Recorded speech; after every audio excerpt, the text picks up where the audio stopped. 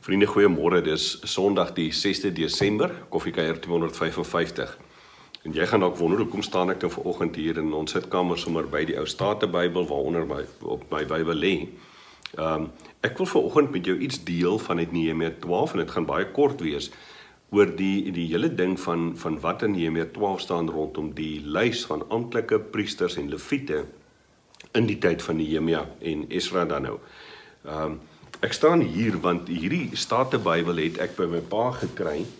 Toe hy oorlede is, het ek vir ma gesê ek sal graag hierdie Bybel wil hê. Die Bybel bo-op hom wat ek gebruik elke dag is nou nie die nuwe 2020 vertaling nie, dis 'n 83 vertaling.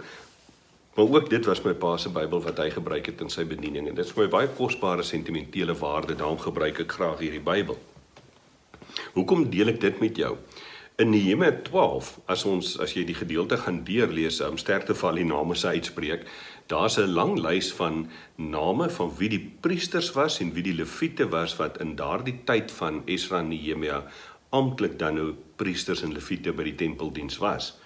Nou sal mense amper wonder, maar hoekom is dit nou nodig gewees om dit nou neer te skryf, om dit vir ons deur te gee?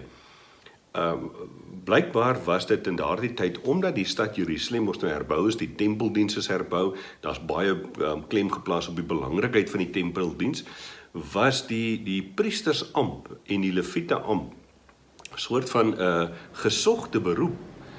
Dit was iets waartoe mense graag geaspireer het, want hulle wou graag deel wees van hierdie wonderlike ding wat rondom die tempeldiens gebeur.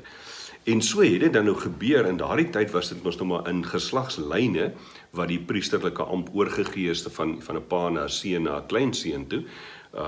En daar was ouens gewees wat hulle self voorgedoen het as priesters, wat nie dit moes gewees het nie, wat eintlik dan nou nie daar gehoord het nie. En daarom sê die kommentaar vir ons, het Nehemia moeite gedoen om te sê, wie is dan nou die amptelike legitieme priesters, wat in daardie tyd priesterlike diens moes doen, en die leviete wat dan nou ook in die tempel en rondom die tempel moes funksioneer. Vandag sal ouens seker kan sê, nou wie wil homself nou so 'n predikant voordoen? Ek dink so 'n klomp jare terug, vriende, was dit nogal ook 'n bietjie van 'n statussimbool. As jy nou in 'n kleinerige dorpie die dominee was, dan was jy in die skoolhoof en dalk die bankbestuurder, een van die min ouens wat wel formele geleerdheid gehad het. Dit het heeltemal verander.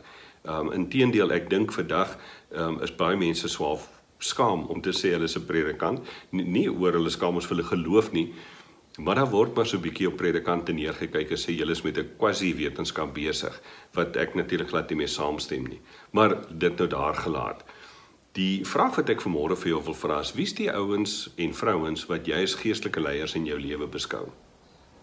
Want op 'n manier moet 'n mens tog sê, as jy gaan kyk na hierdie profeet wat nou kastig Malawi toe gevlug het, omdat SARS en almal hom wil vastrek, daar is 'n klomp predikante, pastore, noem maar op, wat hulle self as geestelike leiers voordoen, wat beslis dit nie is nie, en nie moet wees nie, wat nie legitieme, wil ek amper sê, bevestiging van God het, dat dit hulle roeping is, waarmee hulle moet besig wees nie.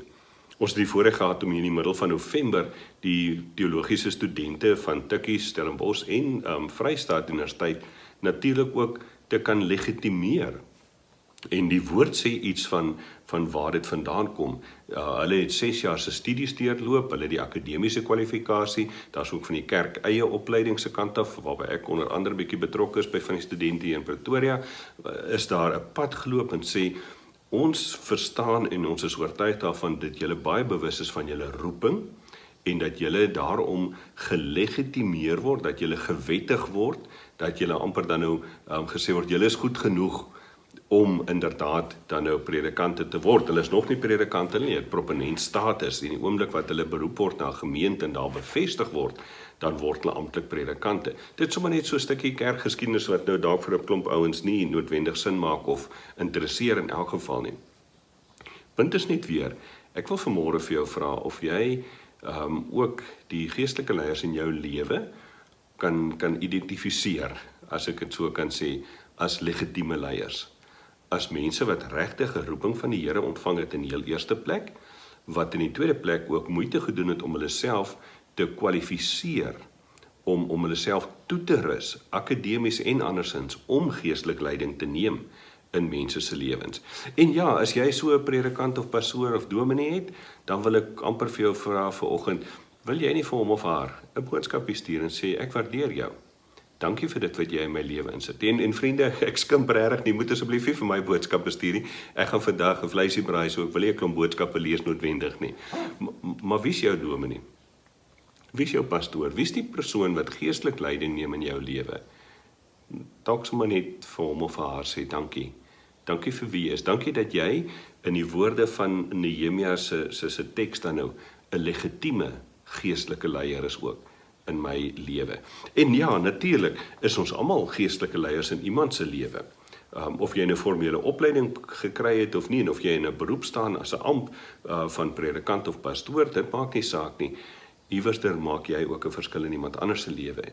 En dan die vraag wat ek daarmee saam wil vra, vir jou kinders, jou kleinkinders, of wie ook al jy in jou lewe is jy daardie persoon wat mense amper kan sê, maar weet jy, hulle name kan ook maar in die Bybel geskryf staan, want ons weet dat hulle mense is, man en vroue, wat erns maak met die woord en erns maak met die Here, en daarom ook is dit geestelike leierskap in hierdie lewe kan toepas.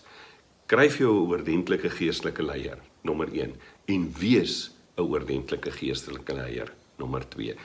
Vriende, ek kan nie sê dat daar eintlik enige ander rede is as dat hierdie stuk geskiedenis in Nehemia opgeteken is, dat Nehemia vir ons wil vertel, ook wanneer geloof en geloofsvorming op die tafel is, dan is daar 'n bepaald ordelike pad wat die Here ook met sy gelowiges en met sy kinders loop. Kom ons bid saam, voordat ons ook saam kerk toe kan gaan. Vader, baie dankie vir die liefde en die teenwoordigheid, en dat ons vanoggend ook u woord kan oopmaak. Here, dit is 'n Sondag, dis die dag waarop ons op 'n besondere manier aan u wil aandag gee, waarop ons bewus wil wees van die teenwoordigheid, waar ons ook binne die gemeenskap van gelowiges bymekaar kom, of dit nou in persoon in 'n kerkgebou is, en of dit op 'n virtuele manier is, Here, maar waar ons wil hoor, wat is u roeping ook vir ons lewens? En veral hier in Adventstyd, waar ons nadink ook oor die vrede waartoe u ons roep om mee te leef, dan is dit ons gebed dat u inderdaad ook vir ons sal help om geestelike leiers te identifiseer, aan die een kant, maar aan die ander kant ook te wees, wat regtig met 'n stuk oortuiging leef, omdat u ons ook 'n bepaalde roeping gegee het. Seën vir ons in ons saamwees vandag, in dit wat ons mag doen, Here Jesus, en verheerlik u self. Dit is ons gebed in u naam. Amen. Vriende, ek het so vinnig daarna verwys, ons is by ons tweede Adventsondag, dis die Adventsondag waar ons gewoonlik bietjie fokus op die hele gedagte van vrede. Jy is welkom om saam met ons kerk toe te kom, 9:00 in ons erediens by ons gemeente sentrum, of natuurlik op ons YouTube vlak waar die erediens ook gelivestream word, of waar jy is by jou gemeente, skakel in, wees deel van die gemeenskap van gelowiges wat ook aan die Here die eer bring, omdat hy ons koning en ons verlosser is. Geniet gou daai beker koffie en ons sien mekaar môreoggend weer. Mooi loop.